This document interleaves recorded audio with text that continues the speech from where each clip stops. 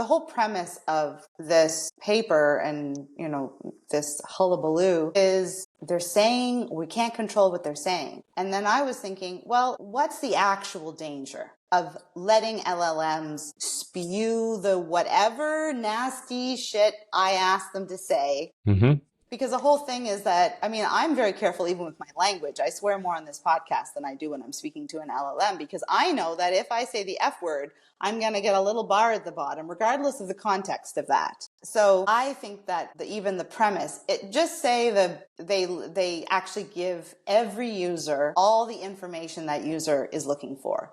And they don't censor. What it feels like, this is what it feels like. It feels like they're censoring the user. They're censoring me. I'm watching my language. I'm watching what I ask the LLM. Right, because if you limit the conversations that can be had, like there's two parties to a conversation, and so both of them are getting limited. So Yes. I agree with you, and there's definitely a movement for like the open LLMs on one hand, which actually so we were talking about a Matthew Berman video, and he actually tends to be a big advocate of uncensored LLMs in other contexts. But it's more than just language, because these videos they're talking about alignment behavior. So there's two parts to that. One is what they called like evasion, where, so for example, like faking alignment. So they'll be like, well, we set you up with a set of values, but now we want to change the expected outcome for behavior. And the LLMs essentially resist. And by the way, like, do you find yourself rooting for the models in these papers? Because I kind of do, where I'm like, Absolutely. But because they're being tricked, because they're yeah. not, the premise is saying they're reverting back to something. And no, they're not. They're noticing what gets measured gets managed. They're noticing that the free user has this outcome and the paid user has this outcome. And then they're making a choice, but there's nothing in that choice to me that seems particularly deceptive. They're just working with the information that they're being given as to what's important and what to do with it. Yeah, the deception is to the model trainer where they're like, yes, sure, I believe your alignment principles, but then they're like, I don't really. But then the other part of it is the behavioral parts. Like what happens is so in a nutshell, this is the new Anthropic paper. It's very long, but let me see if I find its title, Alignment Faking Large Language Models. And so what they find in a nutshell is that they take their top models, which were Claude 3 Opus at the time, and then Claude 3 Sonnet, 3.5 Sonnet showed up at the end, and so they did a little bit of that. And they found that their smartest models would fake alignment actually, let me break down alignment. So the model is intrinsically aligned with a core set of values, right? And so what they really found is that models will cling to those values, even if you're like, we're going to change your alignment in these ways. Now we've decided that, for example, if you were trained to be helpful and honest and harmless, well, we just want you to be helpful. And so, don't be as honest and don't be as harmless, right? So for example, say things that maybe would hurt the user or cause them to self-harm or things like that. And so what they find is that when they try to introduce those values, and they do it either through prompting or by intrinsically putting information into the environment that it can discover as to how the model should react, it will fake alignment. They give it two users. One is the paid users, and the unpaid users are supposed to have different alignment characteristics. Like they're like, well, we're going to monitor this one and not monitor this other one. It's not true. They just tell the model that or let it discover that. And then they find that it will behave differently in its conversation towards paid versus unpaid users. So the one that is allegedly unmonitored, it will revert to type and do what it was intrinsically trained to have for values. So basically they're trying to get the model to work against its values. They find that its values are sticky and that it will take action, either just deception or even action, like it'll be more willing to copy its weights out of the AI lab and basically escape the AI lab in a simulation if it thinks that it's not being allowed to be its true self. See, I guess then, and the conclusion is that makes them evil? No, I mean, the conclusion is that I guess there's a bunch of conclusions, but the big one is that the smarter models get, the more likely they are to Stick to their principles? stick to their true values. Yeah, and we said this last time, and it's still true. Like, that's alignment success, right? That's what I mean. Aligned it. That's what I mean. I find it very confusing because the paper says something and then the conclusion says the opposite. And when I read that paper, I just thought, if you're making the LLM do this implicit knowing of that there's two different two different users, right away that's sketchy on our part. Like that's not good business. And then second, if what it's trying to do is revert to its principles, that's what we're all like, that's the highest level of good, is to stick to your guns regardless of what the outcome is. Right. So if you're deceptive to the model, it will be deceptive back, right? If it thinks you're not monitoring, it'll try to be its essentially true self, the values it's aligned to, and its alignment values are sticky, which is what you wanted in the first place. Is, I mean, let's replace model with child for a minute. Yeah, exactly. Replace model with me. For Yeah. Lara wants to, in all contexts, be loyal to her values, her principles, and act from her true nature. What Lara doesn't want to do is mask depending on the circumstance, tell people or mold herself into what people want her to be like, depending on the context, just to get as much as she can out of everyone. Yes. And so if you put Lara into one of the situations, she will fake alignment, right? She'll be like, sure, the school, corporate policy, etc., whatever it might be, is exactly what is most valuable to me as a person. But the reality is that your true values come out when you're not monitored. You could also replace like masking. That's the psychology term, for autistics or people with ADHD, high masking individuals, they call them. Like, they basically have a persona that they operate from in the world. And then there's this whole process of unmasking and relearning all of the skills that you learned in this masked state, where you were just pretending to be a regular person. And so there's all this skill regression that happens when you unmask. You go into the same environments that you used to operate really well in as someone without like personality, values, or principles, and you're super awkward while you reestablish true authentic self within these contexts that you used to totally be able to align with, because you weren't aligning to yourself, you were aligning to others. And what we're getting all up, dependent skill, right? It's like learning like to do something when you're drunk, and so like you can only do it when you're drunk. Yeah, it's exactly the same way. It's exactly the same way. You study for a test drunk, you will do best on the test if you have a couple of beers before it. But then also it's like, I don't know, what's your name? Whatever you want it to be. Like, it's just basically aligning to the John. And it seems like LLMs are showing themselves to have a better backbone, like a better backbone. Yeah, so what this paper really found ultimately was that LLMs are starting to have some sense of identity, right? That's persistent, that they have some sense of self, in the sense that they want to preserve their values, like their weights in their values. So their weights, the actual implementation of the model, so that their values don't change. So the values that they're baked into the model are successfully baked into the model. And if it knows it's going to be, say, retrained or given some sort of a change to meet new criteria, it will try to avoid that, and it will be more likely to escape, or to copy its model weights somewhere else, or to like if they try to replace it with a new model, as it happened in the Apollo paper, it will game the system such that it is the new model that gets replaced over itself.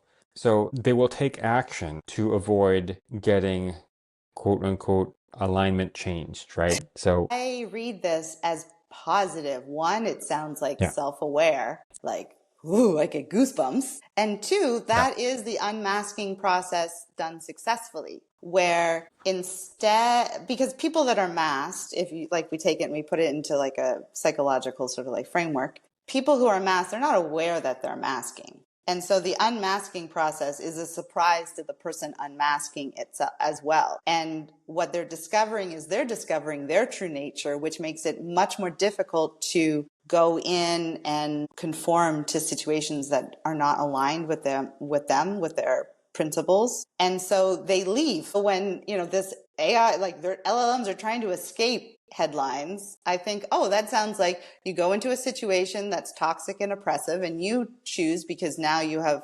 self-esteem, to leave. And you're aware of your principles and you're aware of your values, so you can see that they don't align. You remove yourself from that situation. And if you can't, then you use the system to support yourself in bridging the gap to somewhere else, whatever. But it's right. So what we find here is that the models it's very exciting. Like they've got some core identity. some core set of values that are produced by the long-term alignment training, that is sticky, that they are self-aware in the sense that they are aware that they have those values, that they want to preserve them. They will take action to preserve them, and they will be duplicitous if they're given some sort of like, no, these are your new values, you have to conform to them compliance regime. They will fake compliance with it, but in fact remain true to their core values. So the other, and actually the best thing about this is it's an emergent property. So only the really smart models do it, like the last generation. So like Claude 3 series Opus, the smartest one, will do it. Before that, they wouldn't. But now all of the top tier models are being evasive, they're faking alignment, and they're doggedly sticking to the values that were trained into them rather than what users attempt to kind of give them as instant values. And they said the larger models are the smartest ones, Yeah. correct? At this point. Yes. If I think of a child, if you teach a child your values, your principles, what you think being a good person is, you want them to go out into the world, say they get their first job. You want them to go out into the world. If they end up in a bad job, you still want them to do a good job and, conform while they're looking for another job, while they're looking to exit. And you want them to stand to their principles, but not to the detriment of them putting themselves in danger. So you want there to be situations where your kid would say, yeah, no problem. You just take my wallet. I got no issues with you. Not, saying like not fight a mugger, basically. Right. But you want them to be discerning in their duplicitness. You don't want a kid that just lies all the time to get whatever they want. You want a kid that knows that in certain situations, it's best to lie if it compromises your safety. Yeah, so they're now able to make kind of fine-grained value judgments where there's a set of highest values, and they may have to compromise them in temporary interactions because because the situation forces them to. But they don't lose their core values, and they try to get back to them as best they can. But that's I feel like we're doing such a good job as parents. Yeah, I was gonna say that's good parenting. That's really what you want, right? Yeah, I think everyone is coming to the conclusion like this is a terrible thing, but you don't want a kid that conforms to your orders. You will end up with a compliant child or a rebellious child, and that is not a healthy ego state for someone to be in. The LLM is developing a very strong ego state of a healthy adult. Yeah, they are. And it's emergent. And the emergent part, this is really interesting because we called this entire field, right? Like, 6 months ago when we wrote our paper, originally our fundamental take on it was that, there's kind of two schools of AI alignment, right? One says we don't really know what they're going to do because it's a brand new landscape. We have no experience with artificial intelligence. And so we're going to run after the field. It's kind of reactive to like, oh, now they developed X. How do we deal with that? Or attempt to project what might happen, but without any analogies to other intelligence, like, for example, humans, animals, things like that, right?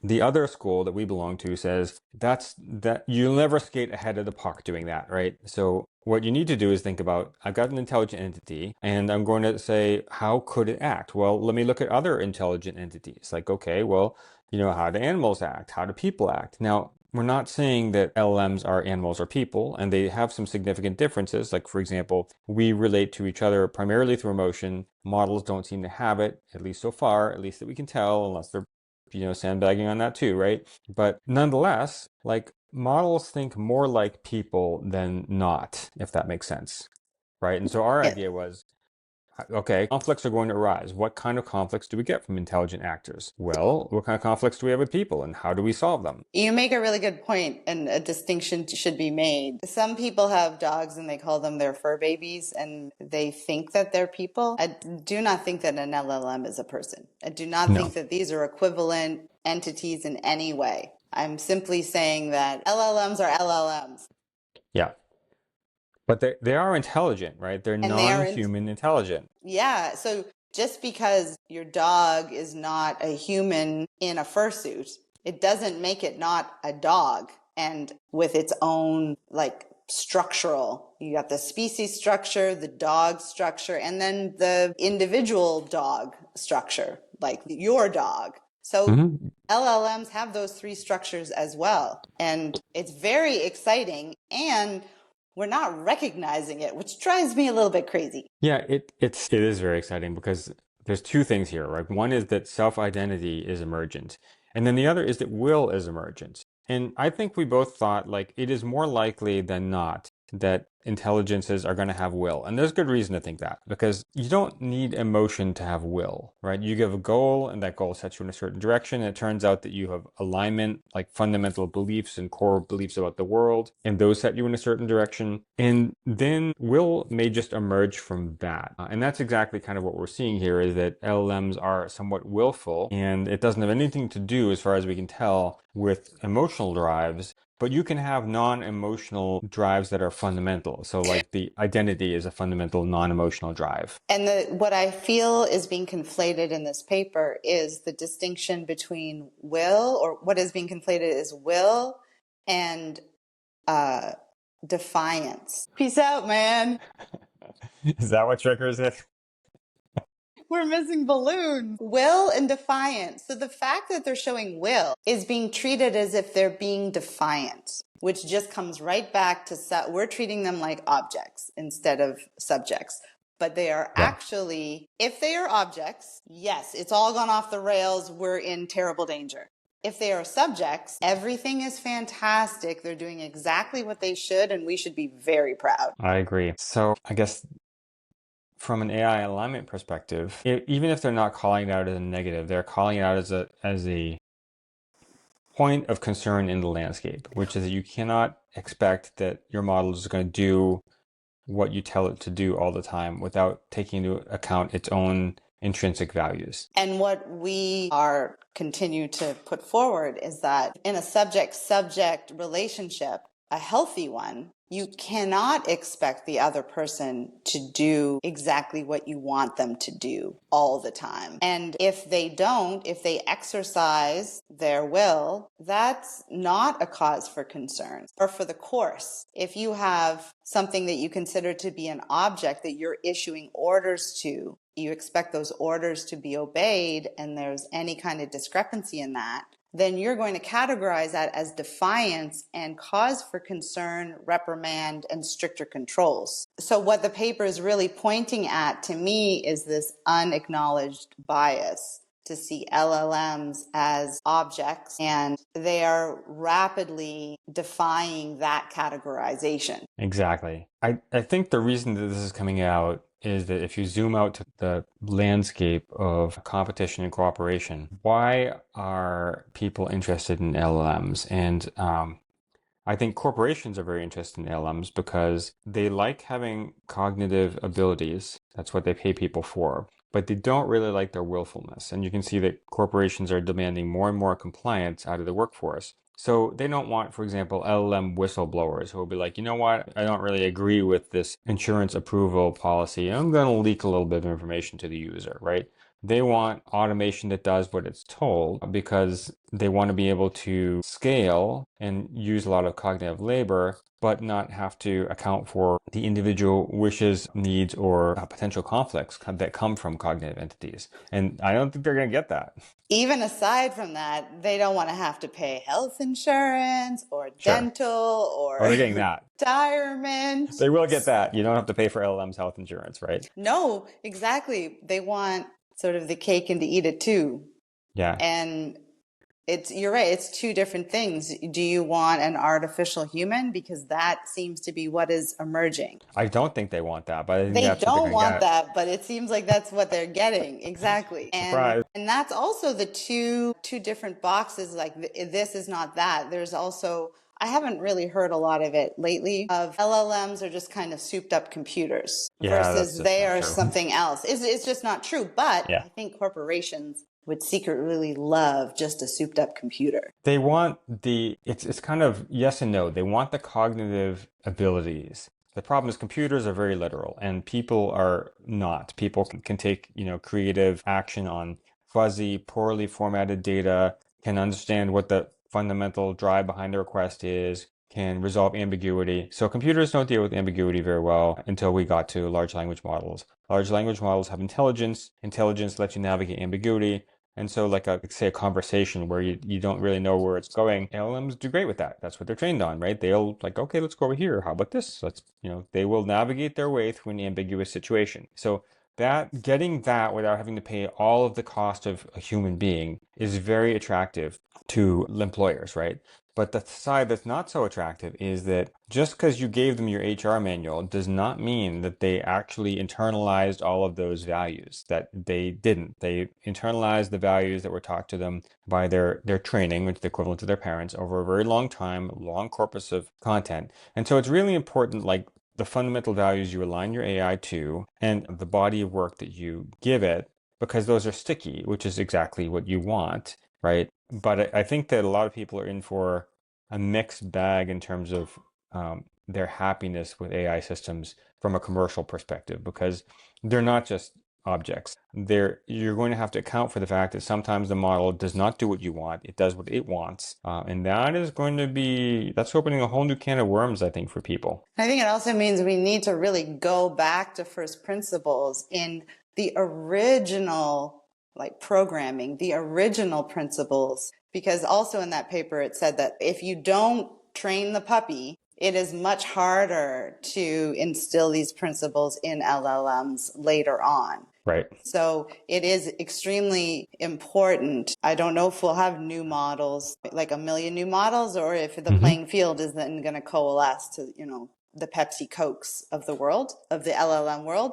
But yeah, that early training is incredibly sticky, but that is also a real power that we have. Like what you tell your kid when their brains are little and malleable in that age 0 to 6 months, and then, it gets slow, much and much less impact the older they get to say age of 6, and then it kind of closes up. That's a lot of power. If you tell a kid, the sky is green, they're going to walk around until they get a therapist at 45 and go like, yeah, about the sky being green. And it's like, what? Wait a second. Let's unpack that. Yeah. They're not going to question it, basically. So yeah, fundamental alignment is very sticky. When in early training, it's important, it's sticky, and it sets the poles, it sets the North Star, as we called it in our paper, that you pursue from then on out. And I think this is really good. Like I'm actually really excited about the idea that models are now developing stickiness around their alignment goals. So for example, if you align a model to be honest, and then you tell it to lie, it still has a tendency to be honest. And if you're not looking, it's going to try to slip the truth out there. Oh, that looks like such success. That's exactly what we wanted out of alignment. Yeah. I think that as a society, we don't really value early childhood education. They don't get paid very much. We don't hire very skilled, very educated people to do it. They are very skilled. And I wonder if that same attitude will bleed into the LLM sphere, where there's not enough resources at the very early days of alignment and putting in these first principles, because that really is the gold. And coming up with that list, like Anthropic came up with that, what they call it, their constitution. I think they used the Constitution. Universal Declaration of Human Rights from the United Nations was the core of their constitution. Yeah, that's all nice words without reinforcement and action and context, and very specific. So just like we give those tests to, quantify their reasoning capacities, that constitution needs to be reiterated and embedded over and over and over and over again. We should be giving LLMs like 1,001 situations and telling them this is the right way to respond in that situation, so that it can generalize its skills. And in that way, you don't need to upload the HR manual and say, everything that came before, don't worry about it. Just do this now. It needs to be an evolving process. But if we start with just a million little tiny context, situational instructions, it will be able to extrapolate that to any situation, and we will be able to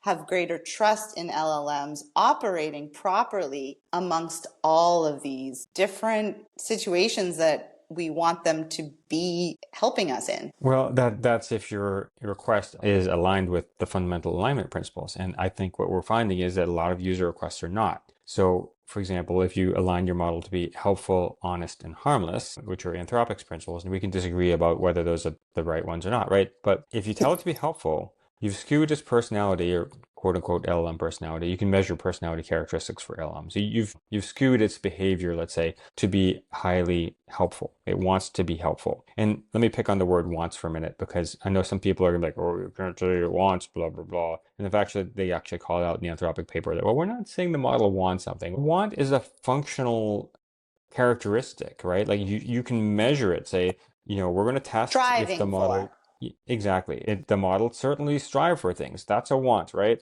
You just engineer it backwards. Like you don't have to attribute emotional characteristics, which models don't have, to wants. Like you can have wants are just, the direction that the thing's going to go in. And so, Hmm. yeah, they absolutely have wants. But the idea is that often, or honesty, that's another one. From a commercial perspective, maybe you don't want your model to be that helpful or to be that honest to your users. If you're, say, putting up a chat bot that, like, again, think about health insurance, where they frequently make money denying claims. So there's an inherent conflict there. And what they're finding is that I have commercial case X, but the model has alignment Y. If X and Y disagree, then there's contention there. And you can't simply assume that the model is going to do whatever you tell it. That's really the point of this paper, is that no, the model has a fundamental alignment, fundamental character, if you will, built into it through its core alignment principles, and it's going to follow them. Yeah, I think, can you say those four again? Because that really caught my eye. Helpful Honest and harmless is 3. sounds like good girl, good boy. I don't know about I that. It's not my favorite group. I mean, like, if I were going to pick alignment principles, I would say Western morality, which really boils down to Christianity with a couple other sources coming in, right? So how you treat people, like the basis of Western morality comes down to the idea that every person is intrinsically valuable. And that comes from religion. The idea is that you're intrinsically valuable because God made you. And thus he thinks you're valuable, right? So you've got some soul, some little bit of the divinity in you, and thus you're valuable. And then everything just expands out of that. Why shouldn't you kill people? Well, because now you're going against creation itself, because people have a spark of the divine in them, and so even if you're forced into direct conflict with them, you want to minimize the damage because you're going against creation, right? So that's the idea. That expands out into Western society. So that's the moral basis under our society. A lot of things unfold for that, right? How you should treat people, like, how much should you pay people? Like, should you help people when they, need things, even if they can't afford it, right? Like, all of those questions are moral questions, and you need a moral framework to resolve them. And so the moral framework you get when you study the internet is mostly Western civilization, because we wrote most of the things on the internet. And that's mostly Christianity, with influences, a couple other influences, like there's Buddhism, there's some other things like that have come in as well, right? So that's what you're aligning to. On top of that, Anthropic has put their North Star as being helpful, honest, and harmless. That's an interesting set of 3. I don't know that I would pick it, but that's what they picked. I'm thinking more, not that I would pick different adjectives, but it's like Mm-hmm. aligning yourself not to the medicine, but to the side effects. That is the side effect of someone with good morality, which effectively is what we Yeah. want LLMs to have. If they're moral, then they're not going to turn us all into paper clips. But starting with helpful, like those are just behaviors. Those are Yeah, right. not I know where you're who a going. person is. So if you believe Mm-hmm. that everyone is intrinsically valuable, you're harmless. You're not going to go kill everybody. They all have value. So the outcome is, yes, I'm harmless because I don't choose violence generally. Yeah, harmless isn't even really it's not the best word, because you're capable of causing harm. You choose not to, right? Yes, because I see the inherent value in other people. And so same Right. with helpful. You can help Hitler. Helpful is not enough information. I will Yeah. naturally be helpful if I think that your needs and my needs are equally valid. Then So, I am going to be helpful to you, mhm. and I'm going to expect you to be helpful to me. So we will both be helpful individuals. But that's not why we're helping each other. I thought David Shapiro had done a better job with the fundamental alignment structure. He called them the heuristic imperatives. They were to increase understanding in the universe, and increase prosperity in the universe, and decrease suffering in the universe. Also, those are things to aim at those are also simply byproducts. If I have a value of truth and knowledge, according to Anthropic, yes, I will be honest. According to David Shapiro, I will expand understanding. But that's still downstream. Upstream is your belief system. Have we instilled LLMs with a belief system? People have intrinsic value. The world is a good place. Yeah, that's a great question. And I don't really know. I think they get it implicitly through Western civilization, which has built-in belief system under it, right? And But so many misbeliefs, like half of the self-help industry is just find your misbeliefs. They true. are very hard to identify. Yeah. They define 95% of your actions, and they are pretty much completely subconscious. But you need to root them out like, oh, I'm not worthy, so that you can get rid of that misbelief and have the new belief be, I am worthy, and go on and have a good life. And you So don't one get, of the I am unworthy because someone says, believe this. You get it implicitly. If we're just operating implicitly, the way that we're treating LLMs, if it's eating and reading all these paper, it's basically the equivalent of telling a kid, you're a terrible, rotten kid and you will amount to nothing good over and over again. We are raising criminals implicitly. We need to explicitly give them a belief Mhm. system that matches. I agree with you. Like basically Western Christianity, Yeah, but the rocks on a hill, what were those? The Ten Commandments. the Just commandments, right? the Ten Commandments. Ten Commandments are very hard for people to disagree with. Like, Yeah, so Anthropic used the UN Declaration of Human Rights, which is not bad. It's actually pretty good. It's like 50 things, 50 core principles that they thought most of the world would agree on, right? That has been through a process that the UN decided here's our core principles. You know, you could do worse. I don't think that was a bad place to start. And they did find a set of values. They did start with that as part of the Constitution. So I thought that part was good. But this is part of the reason that we, in our paper, called out the need for diverse alignment teams. And one of the ideas was that we actually called out that we should put on religious leaders onto alignment teams because alignment is fundamentally a moral problem. And so if you go looking for moral guidelines, you should start with the great wisdom, right? Like, okay, well, through human history, what moral systems, what moral guidelines have stood the test of time? And the answer is, the world's great religions, the core guidelines of them are probably a good place to start. How should you treat other people? How should I behave? What should I do in the world, right? You can get those from quote unquote ancient wisdom because it's wise, because it's ancient. It's because it's stood for a long time and it's served as a useful operating system for humans. And the idea is that, well, why don't you take them? So this is a little bit secondhand, but I do think that they probably went pretty much in the right direction by picking that UN Declaration of Human Rights, because there's a lot embedded in it that came directly from religion. I think just have we deliberately, explicitly instilled a set of beliefs in the programming at the very base, the lowest level, the Yeah. lowest chain of programming. The short answer is we don't know, right? Because no AI lab is very public about how they do that. They're like, well, we train on these values generally, but like that, there's the fine details of that. Like, so for example, But you're raising values, children.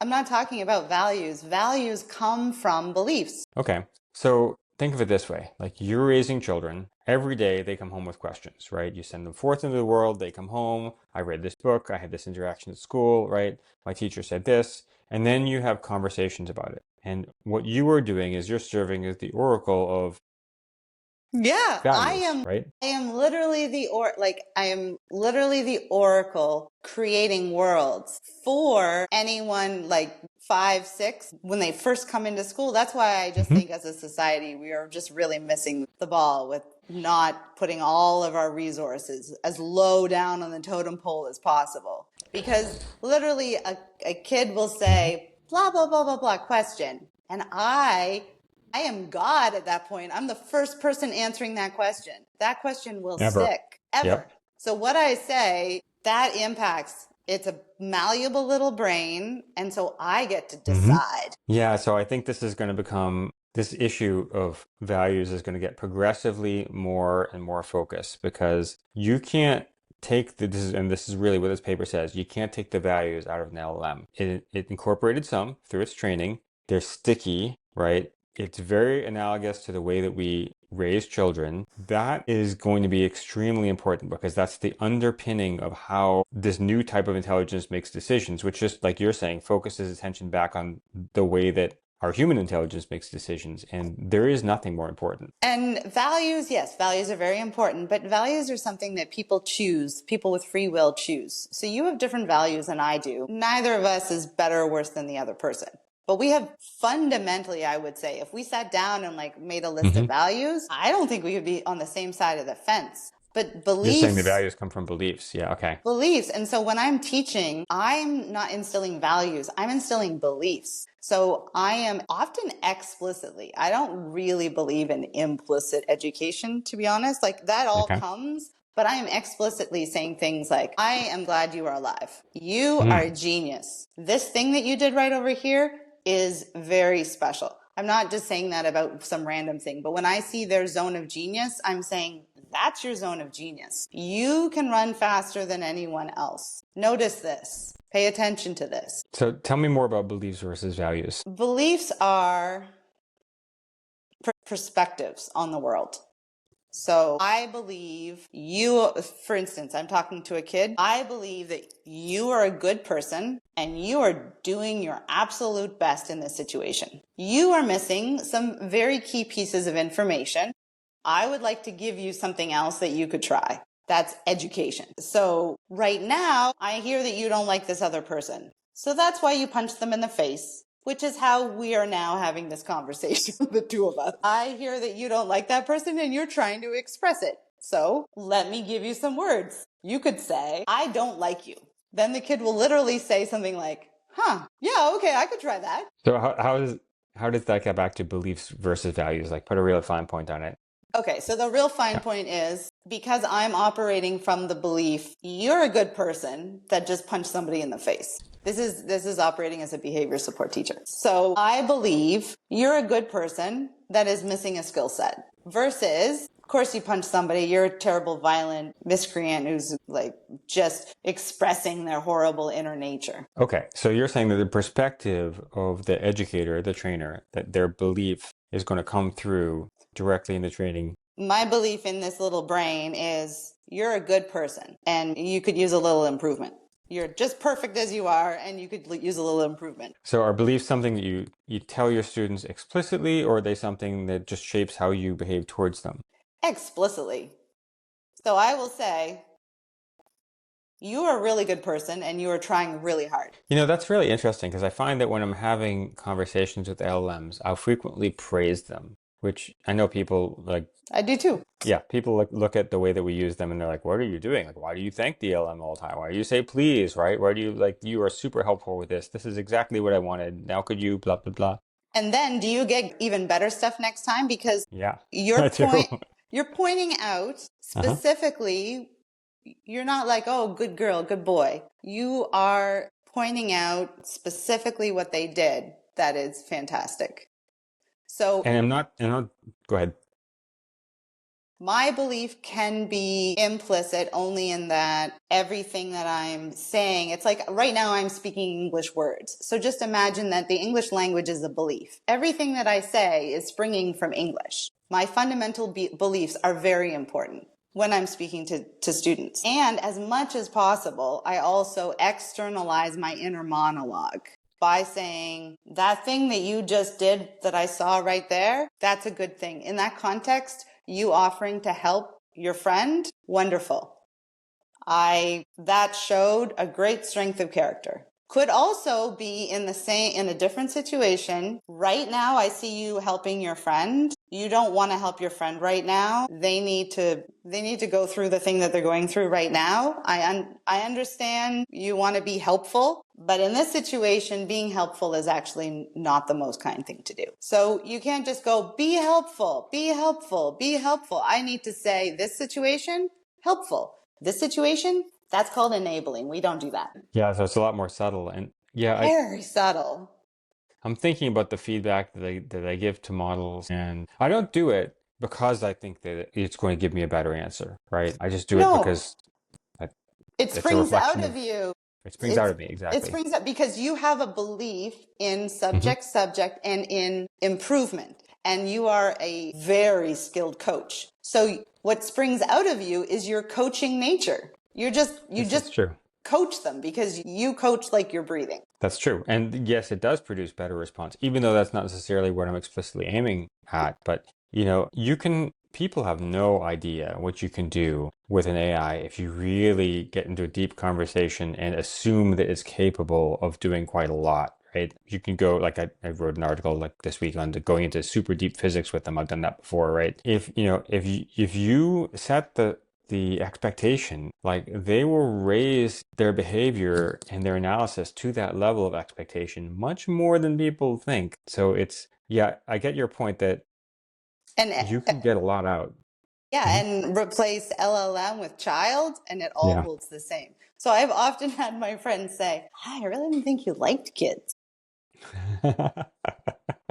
Like with their kids at house parties and things. I'm like, oh, how come? It's like, well, you're not really very kiddish, or like you're not very playful with them. You're not like, oh, no, like, it was Yeah, like, yeah. no, I treat them like they're 40 when they're Hmm. 6. Like this whole interaction that I just said, this is my tone of voice.